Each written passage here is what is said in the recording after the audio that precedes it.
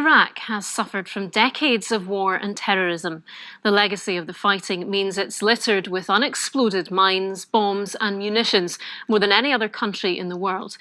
And the recent defeat of the so-called Islamic State has also left whole areas covered with IEDs, improvised explosive devices, booby-trap bombs that are still maiming and killing local people. Well, hundreds of thousands of Iraqis are unable to return to their homes until those mines and bombs are cleared.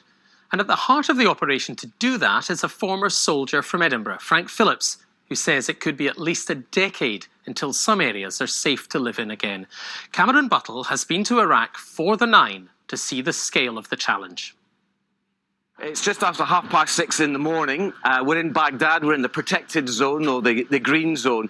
But we're heading north. We're heading to a city called Tikrit. It's about a 3-hour journey from here. And the only way to get there safely is in a convoy like this, with armoured vehicles, armed guards, and of course we have our own protective gear as well. It may sound extreme, but around here, this is the normal. This isn't unusual. This is how you get about. Radio check. Weaving through the Baghdad morning rush hour, flanked by mile after mile of concrete blast wall. Frank Phillips has been working in Iraq for more than a decade. For the past year, he's been setting up the Halo Trust operations here. As the convoy moves north, the threat changes. 15 kilometres to our east would be a town called Tarmiya.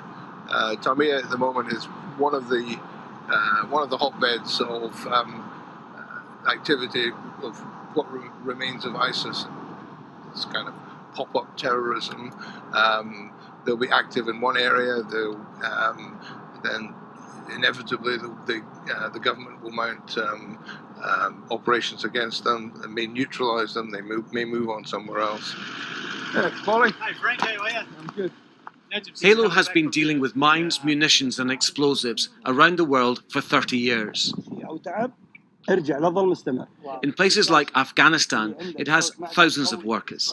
These are some of the first 100 being trained in Iraq. And this is what they're finding here in Tikrit. Here we have the pressure plate initiation mechanism for a victim-operated IED. Here's essentially 2 pieces of metal separated by spacers. It's all wrapped in plastic here, so you can't see. Spacer here, spacer here, spacer here. You can see that. Wires will then run to a battery, a power source, which sits on the end here. That will then run to a detonator and into a main charge. So the initiation mechanism is pressure on the plate, contact on the plates, initiation of device. It was a device exactly like this that killed a little girl 2 weeks ago. She was out playing near these houses.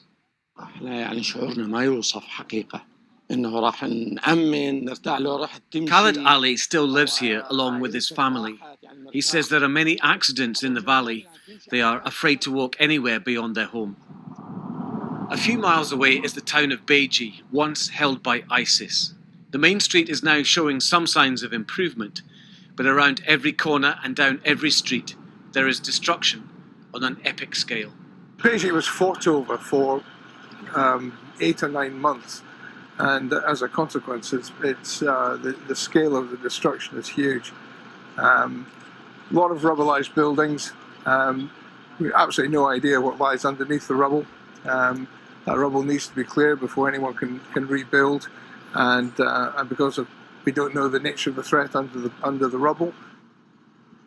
This is what happens when the locals try to clear the rubble themselves. The man driving this digger lost both his legs when he hit a mine.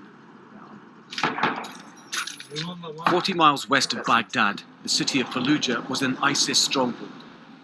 Retaking it was a symbolic victory for Iraqi forces, but at a huge cost. It was described as war on an industrial scale. Today, it needs industrial machines to clear it.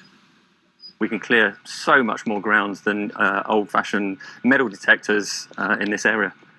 I think there's another one just beyond these markers here. Yeah, so we're going to stop here.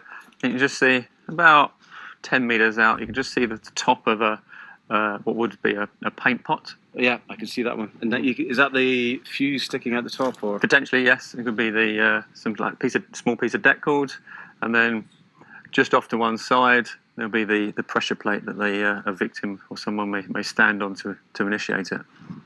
You reckon there's another one? I think there's another one just here. Just there? Yeah, just looking at the pattern, the ground. There could be something hidden just there. So we'll sweep through slowly. Is that your experience and instinct coming into play? You think there's something? Yes, yeah. Looking at how they were previously laid in this area. The machine digs up the bomb. Then it's a long wait in the searing heat to see if it detonates. And it still takes a man with wire cutters to take a long, lonely walk to make sure it's safe. So this is the IED they've taken out of the ground about half an hour ago. It's quite day-to-day for them, but I have to say when you pick it up and you start handling it, it's quite chilling.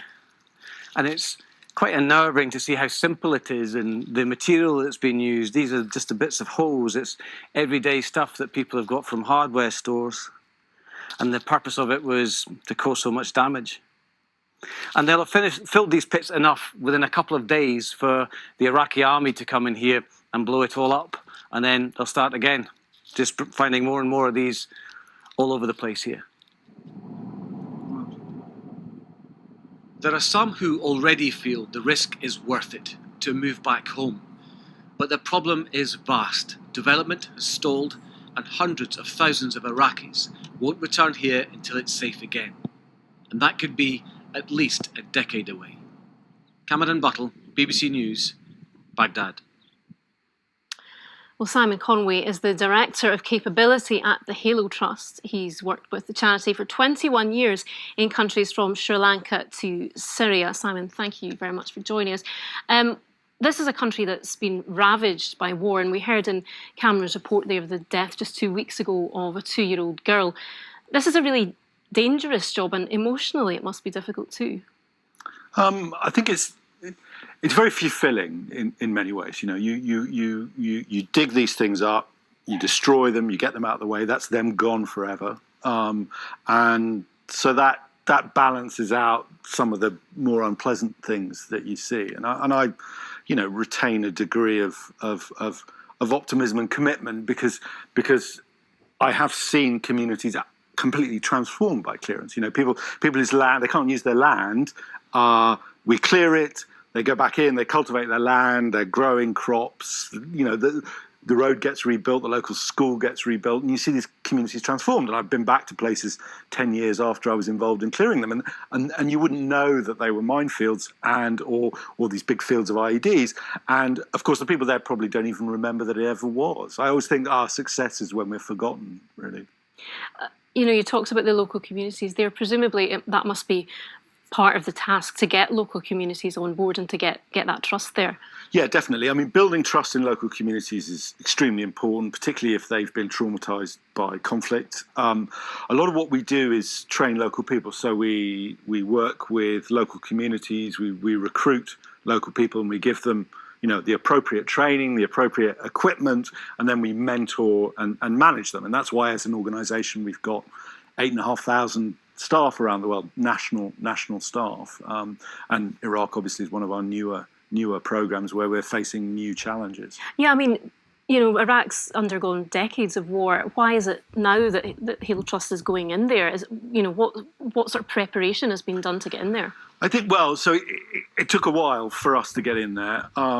It's not an easy place to work. The bureaucratic inertia is a big problem. I spent an awful lot of time sitting in anterooms and drinking tea with generals and things like that just to get permission to get to these areas and just to work. But I mean, it's no different to Yemen or Libya or any of the other countries that we've started up in recent years.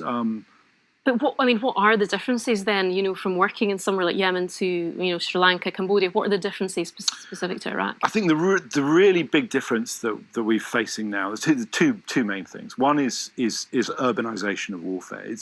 It's battles happening in cities, and we're now having to deal with rubble, with collapsed cities.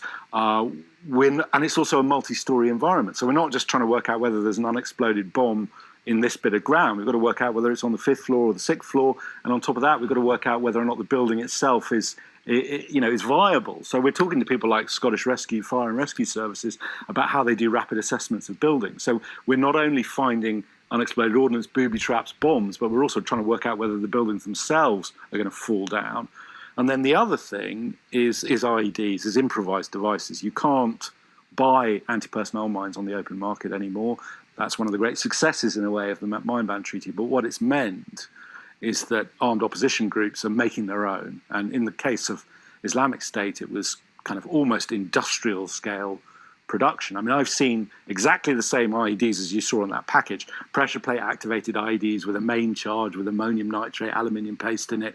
I've seen those in Kobani in Syria, in Fallujah in Iraq. That's 600 kilometers apart, exactly the same designs. So it is semi-industrial production. Well, clearly many challenges ahead, but we wish you all the best with that, and clearly a very rewarding task as well. Thank you very much, Simon. Thank you. Now, a reminder of tonight's